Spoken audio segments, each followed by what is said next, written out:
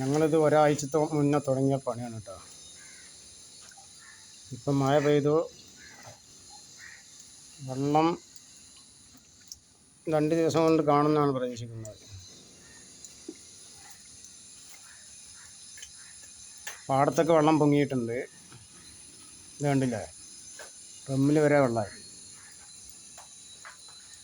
ഇതാ, ഇതൊരു ചാട്ടവാറാണ്. ഇതാ, വീടിൻ്റെ പണി പുരോഗമിച്ചുകൊണ്ടിരിക്കുകയാണ്. തേപ്പും കൂടി ചെയ്യാനുണ്ട്.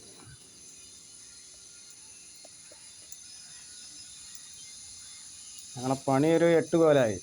2 കോല് പടുത്തു.